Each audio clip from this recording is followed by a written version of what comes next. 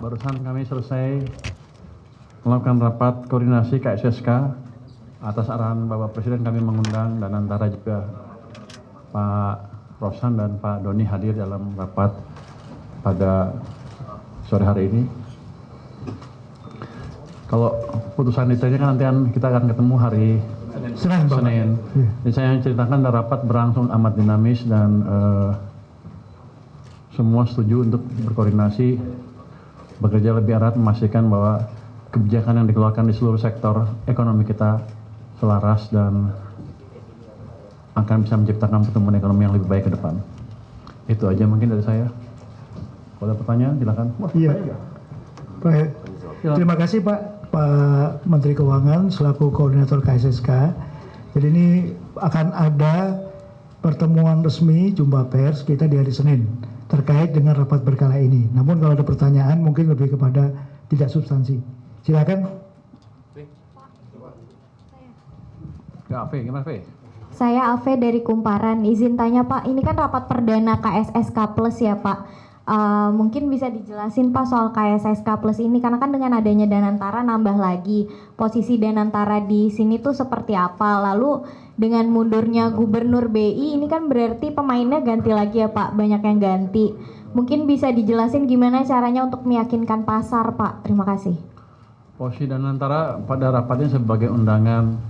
Jadi kita juga kan regulator semuanya rapat biasa antar regulator aja. Kadang-kadang kami ingin mendengar masukan langsung dari pelaku bisnisnya yang memanage bisnis yang besar itu. Dan antara memberikan masukan yang cukup positif pada rapat sore hari ini. Artinya kita bisa dapat informasi yang lebih untuk memastikan kebijakan kita lebih tepat sasaran ke depannya. Tadi yang kedua apa? Mundurnya Gubernur BI Pak, gimana caranya meyakinkan pasar? Kan pemainnya ganti lagi nih Pak, berarti KSSK. Enggak, KSSK sebetulnya enggak banyak yang ganti kan. Ibu Desi bukan pemain lama, pemain baru kan, dia pemain lama, main bola ya. Pemimpin-pemimpinnya maksudnya Pak. Jadi dia sudah terlibat dengan proses KSSK sudah cukup lama. Bahkan dia dulu main ganda di LPS dan BI. Jadi knowledge-nya amat baik dan amat mumpuni untuk memastikan kebijakan moneter berjalan sesuai dengan apa yang seharusnya. Iya. Ada lagi yang lain? Belakang ya, silakan. Pak, dengan adanya Danantara masuk Tata, Mas. Pak Maulana dari Vektortra itu ada dua pertanyaan. Pertama, keterlibatan KSSK ini sebagai observer atau Danantara ini sebagai observer atau memang nanti ketika rapat-rapat lain akan diikut sertakan, dan apakah memiliki pengaruh atau keputusan kemudian untuk memitigasi konflik kepentingan, karena Danantara menerbitkan Patriot dan Merah Putih Bond itu nanti gimana ya Pak? Gitu. Terus apakah pelibatan ini butuh revisi Undang-Undang P2SK Pak? Tidak, di undang-undangnya boleh tuh diikuti oleh lembaga dan pihak lain yang diundang. Jadi kita KSSK boleh mengundang pihak lain di luar KSSK. Tapi dalam keputusan Danantara tidak akan punya hak suara kira-kira gitu. Dan beri masukan dan melihat proses yang terjadi seperti apa. Dan kita harapkan sih nanti kebijakannya kalau penting banget Danantara nggak akan ikut nih. Dalam mengambil putusannya dia akan keluar kalau hal yang penting sekali yang berhubungan dengan bisnis. Tapi kalau yang umum-umum sekarang masih umum, ya dia bisa ikut mendengarkan keputusan apa yang kita ambil. Pak, berarti hanya memberi masukan ya Danantara, bukan mengambil kebijakan? Bukan. Sampai sekarang masih memberi masukan dan untuk kita berguna sekali untuk melihat keadaan yang nyata di dunia bisnis, dunia yang sedang ditangani oleh Danantara. Kalau kita kan regulator biasa di belakang lihat data-data aja.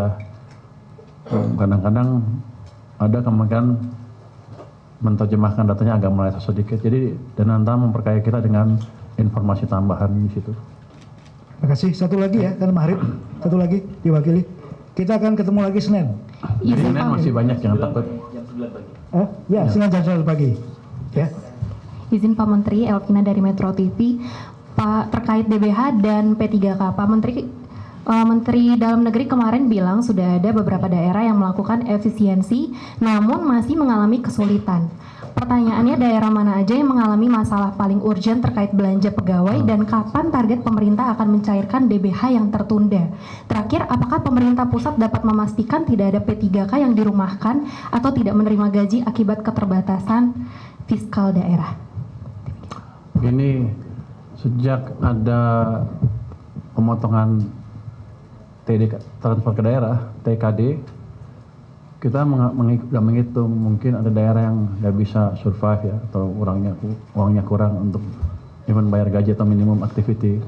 Jadi saya monitor tuh setiap daerah di seluruh Indonesia mana yang kira-kira kurang, dan kita hitung mungkin berapa, hampir seluruhnya 490 daerah yang mungkin akan mendapatkan tambahan dana, tapi itu tergantung kepada nanti petunjuk Bapak Presiden seperti apa. Jadi peluangnya ada, tinggal nanti petunjuk Bapak Presiden seperti apa. Saya pikir cukup ya. Senin kita akan ketemu lagi ya, jam 9. Makasih ya. Di sini juga. Makasih. Terima kasih. Terima kasih Pak Menteri.